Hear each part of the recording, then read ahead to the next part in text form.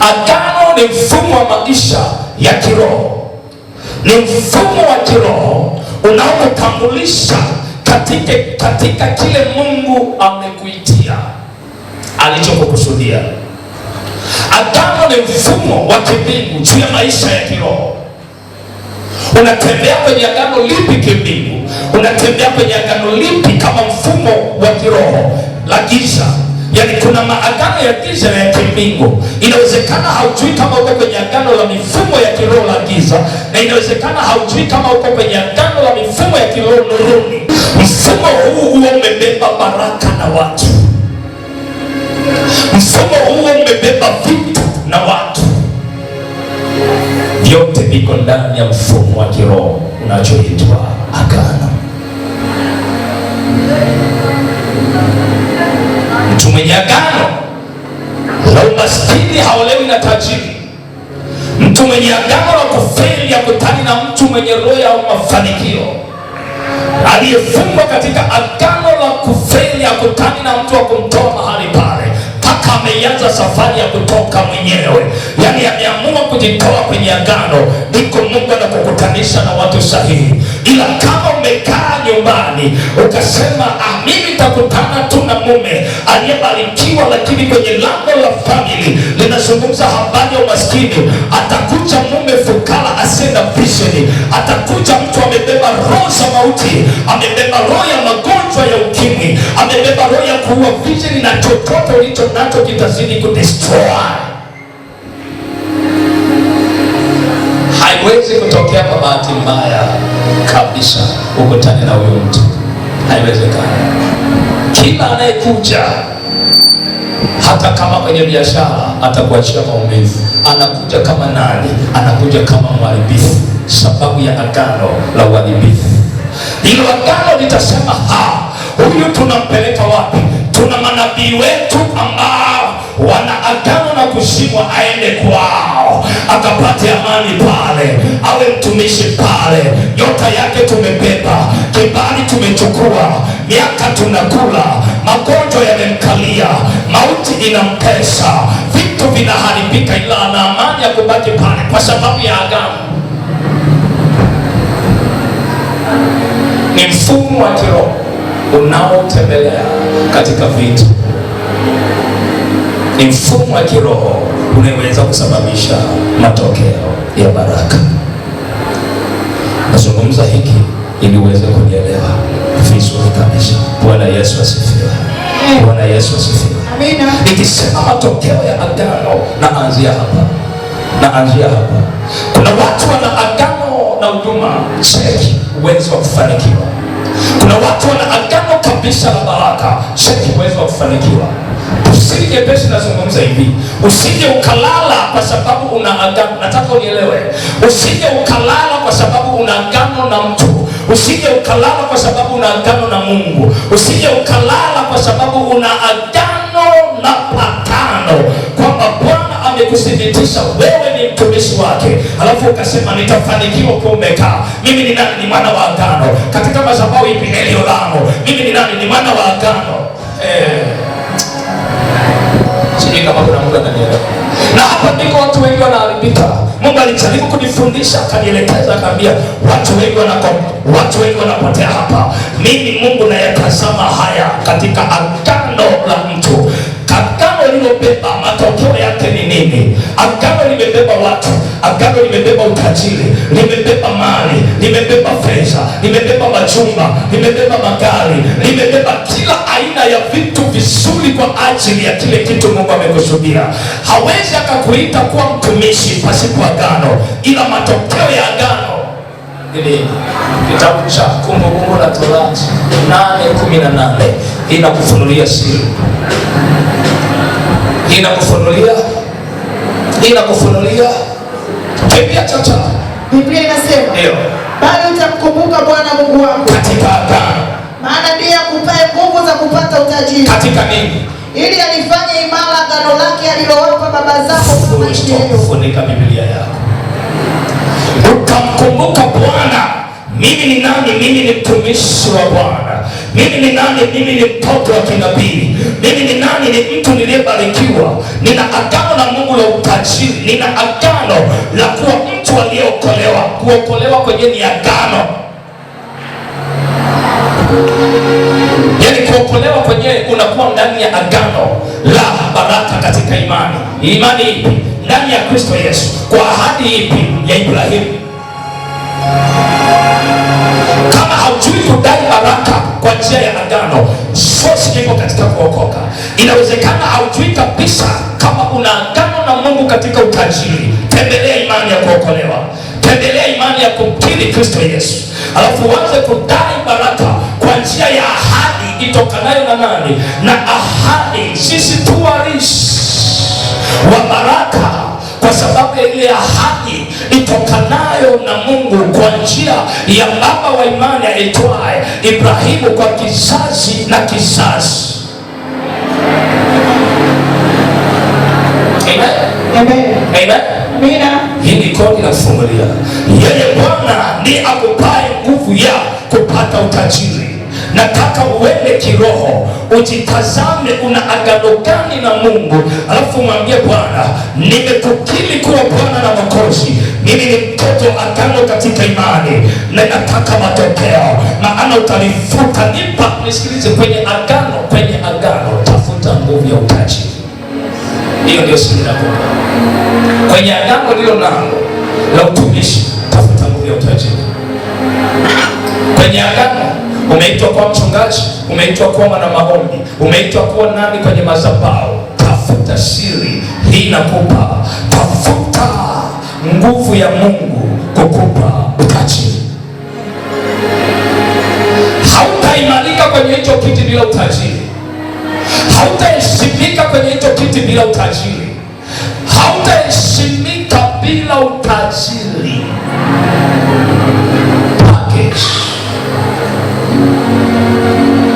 Mimi ni Mungu nikupaye nguvu za kupata utajiri, sababu ndani yako kuna agano, na ili agano la utumishi liwe imara, lazima Mungu afacilitate, awe facilitator, kwamba kuna majira unahitaji, hauhitaji kutembea kwa mguu. Kuna majira unahitaji kuwa na gari. Kuna majira unahitaji kuwa na fedha ili injili iende. Kuna majira unahitaji kununua vitu ili huduma ifanikiwe. Kuna majira lazima ukae hapo ukiwa comfortable. Kuna mambo utayatatua katika kiti ambacho Mungu amekupa. Source ya utajiri ina agano. Watu wa giza ili wafanikiwe huwa wana source ya utajiri. Maagano ya watu wa nuru na ya giza is essential, lakini ufahamu ndio tofauti. Utendaji ni mmoja juu ya Mungu aliye hai mbinguni, na utendaji ni mmoja juu ya wao wanaomwabudu Shetani. Agano ili tukutengenezee mifumo ya kiroho ya kukupa utajiri. Shetani ukiingia naye agano, anakutengenezea mifumo ya kiroho ya namna utatembea kwenye utajiri. Amekopi wapi? Amepesti kutoka kwa Mungu. Yeye ndio anayetengeneza mifumo ya kiroho juu ya mtu mwenye agano, juu ya mtu aliyemkiri Kristo kuwa Bwana na Mwokozi, kumtoa kwenye hali ya umaskini, juu ya mtumishi anaitwa mchungaji, juu ya mwinjilisti, juu ya mzee wa kanisa, juu ya president worship, juu ya muamini katika agano la Kristo, kuwa kiumbe kipya, kutoka kuwa maskini mpaka kuwa tajiri. Mambo ya Walawi 26:42. Acha kumkumbusha Mungu katika haya. Ndio. Ndipo nitakapokumbuka agano langu pamoja na Yakobo. Sikiliza vile anaanza. Hili ni agano mpaka wa kizazi. Unaweza kumkumbusha Mungu, nimezaa mtoto. Ili agano liende kwa huyu na kwa huyu na kwa huyu. Hili ni agano la kizazi. Haujui wewe si mtoto wa yule mama. Unajua ile mama alikuwa na agano lipi? Wewe mtoto yule baba, unajua ile baba alikuwa na agano lipi? Ati, unajua? Kama waliweka agano kizazi na kizazi. Endelea kusoma. Tena agano langu na Isaka. Rudia mwanzo. Ndipo nitakapokumbuka agano langu pamoja na Yakobo. Ndio. Tena agano langu na Isaka. Tena agano agano langu na Ibrahimu nitalikumbuka, nami nitaikumbuka nchi hiyo. Kizazi na kizazi, agano kutoka kwa mama, kutoka kwa baba, kutembea kwa kizazi, kutembea kwa kizazi mpaka nchi. Kuna majira, tafuta agano mpaka kwenye nchi. Nchi ulioniapia baba yangu, nchi ni ya baba yangu. Baba yangu alikuwa nani? Kasoro tu kama alikuwa Mwandulami kazo nani?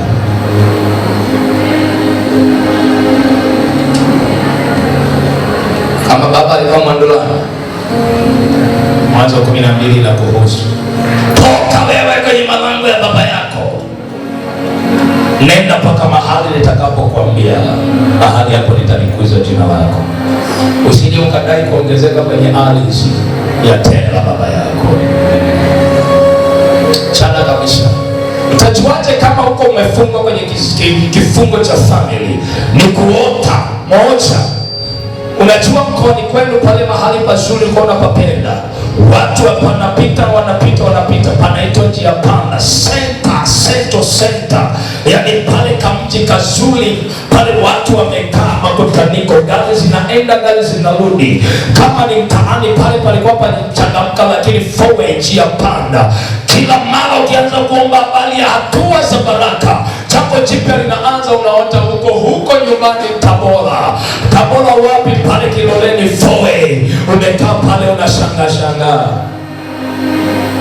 Agano. Nchi inasema yule ni wetu. Nchi inasema yule ni wetu. Yule ni. Hakuna kifungo kibaya kama cha njia panda. Agano la njia panda. Hamna siku unaamua jambo jema. Hakuna siku unaenda njia njema. Unaanza biashara, unakaa. Unataka kupiga hatua, unakaa. Nataka niende kanisani, nakaa njia. Wacha wanajua wewe. Wakikufunga njia panda, hamna hatua, unapiga 2. Unapiga ya kwanza, ya pili, unarudisha 3 nyuma. Unakaa, unawaza, unafikiri, unawazua, unasema ngoja niende mashariki, ya kwanza, ya pili, ya 3. Unarudi 1, 2, 3, 4, 5, 6. Unaanza tena sivyo mashariki. Wanakuweka njia panda. Kama ni ndoa, njia panda. Kazi, njia panda. Imani, njia panda. Ukianza kuota hizo mambo, kazi unayo. Rudi kwenye agano. Rudi. Si unapajua pale unapotaga pamechangamka. Pale ulikuwa unacheza katika enzi ya makuzi ya kukua kwako. Si unapotaga kama hujapata haujaanza kupata, anza kuomba juu ya agano lililonishikilia la lango. Baba yako alikuwa na agano gani? Umezaliwa kwenye malango ya utajiri. Utajiri umetoka wapi? Hili ni agano juu ya kizazi na nchi. Unaweza ukawa mtu wa kiroho ukapatana na Mungu juu ya nchi uliopo. Nisikilizeni, mliojenga na mliopanga, mmepanga juu ya maagano ya watu. Kama alisema nchi iwe baraka, utafanikiwa kwenye hiyo nyumba. Kama alisema hii atakayepanga, mimi sikai hapa, ila atakayepanga awe mtumwa wangu siku zote, wewe ni mtumwa. Utapata hela ya kula, sio mafanikio. Siku ikifika unalipata hela ya kodi, unalipa kodi, biashara imeisha. Wanajua kuyasemesha malango. Kwa hiyo kama umepanga kwenye biashara iendelee, unapata tu fedha ya kulipa kodi. Umepanga kwenye nyumba, unazunguka, unapata hela ya kula, ukilipa kodi miezi 6 unalipa, na kufungulia tu upate miezi 6, afu endelea kuteseka. Lazima ujue kuyasemesha malango, kwamba nimeingia mahali hapa, agano lipi limeendelea katika malango haya, ni agano lipi limesimama, nitajenga na kufanikiwa, nitaishi na kupata amani, au nitaharibika juu ya agano la mtu aliyoniweka hapa. Kama umejenga, ingia kwenye mipaka hiyo ardhi, beba upako kwa imani. Pia Bwana, ninajua mimi ni samani juu ya mipaka na malango haya. Ninakiangalia kitabu, ninalitazama agano lako, ninatembea katika ahadi ya agano. maamuzi yangu iwe kwa namna utakao. Asili ya kufanikiwa iko kwenye ardhi. Hii ni siri nasemaga watu wengi sana. Ukiona mtu amenunua gari usimwonee wivu, ila alinunua ardhi mwonee wivu siku zote. Akilinunua gari milioni 30, akilitoa tu yale, akilifikisha nyumbani limeshuka thamani. Hawezi kuliuza kwa ile bei ya dukani, limeshuka thamani. Ila aliyenunua ardhi leo shilingi 10,000, akilala kesho sio 10,000, imepanda. Siri ni nini? Agano liko kwenye nini? Pambana ujitoe. Kama hujanunua kiwanja, agano la utajiri wewe bado. Agano la utajiri liko kwenye ardhi. Ile siri nakwambia.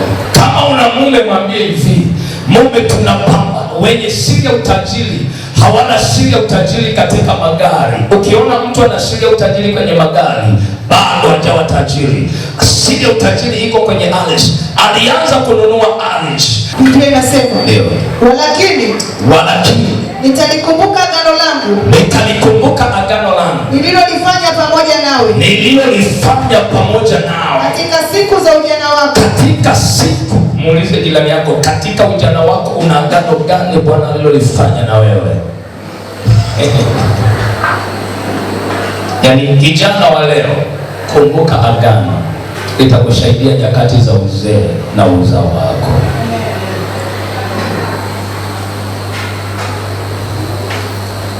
Wakitaka kukubomoa, Bwana analitazama agano. Wanataka kuharibu watoto, Bwana anasema watoto ni wa agano. Wanataka kuharibu taasisi hii imekati agano. Wanataka kuvunja na kuharibu chochote, anasema huyu mtu napatano naye tangia ujana wake. Amina. Lipo. Kama tazama jirani yako, muulize unapatana na Mungu. Ndio kitu muulize. Yaani tangia siku umempokea Kristo, wewe ni mwana wa agano kwa njia ya imani. Amina. Je, unaamini agano? Ukae ndani ya agano. Tangia siku umempokea Kristo. Ndio maana kuna wale wazamiaji kama ngisi, kama nini, wale samaki wanaitwa mkisi, wenye hasira baharini, wazamiaji kwenye mtungi. Ukimkasirisha yani wavuvi hawapataki shida kuwavua, akifika wanawasha tuta au wanachokoa maji, mkisi anakasirika mle, akiruka kwenye mtungi wanakamata. So kuna Wakristo katika makanisa ya Kipentekoste wamedandia, hawajamkiri Kristo kwa kinywa.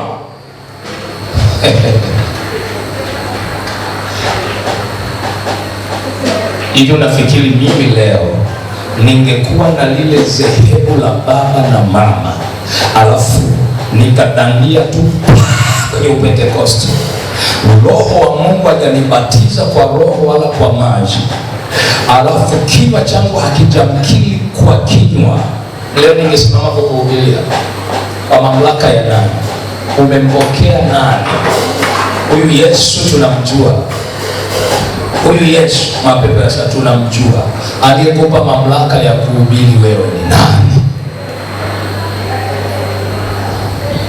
Kuna namna, kuna Wapentekosti katika makanisa kama mkisi wamedandia, wakiomba maombi yao ni kama hayapendi. Kwa nini? Jamkiri Kristo kuwa Bwana. Sikiliza, inasema aaminie na kubatizwa ataokoka. Aaminie na kubatizwa ataokoka. Kama nani? Kwa akili unampinga shetani kama nani? Umepigwa muhuri, unayo hiyo mamlaka.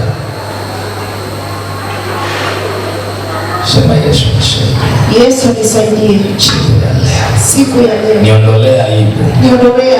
Kiagano iliyosimama kwenye malango yangu ya kibiashara.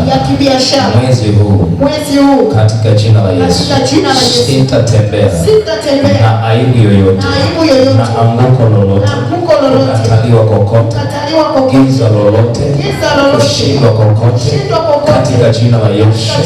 Ninakuamini Yesu Kristo, wewe ni agano pangu, ninatembea kwa imani. Nilipokukiri na kukupokea, nilikuwa kiumbe kipya, ukanipa uwezo, ukanifanya kuwa mwana. Kwa imani ninaita leo Mungu wa agano langu juu ya baraka katika jina la Yesu. Ninaomba nguvu ya utajiri inikalie kuanzia leo. Walioniondolea nguvu ya utajiri juu ya mikono yangu, juu ya akili yangu, kwenye nyota yangu, kwenye nyayo zangu, leo nazirejesha katika jina la Yesu. Sema amen.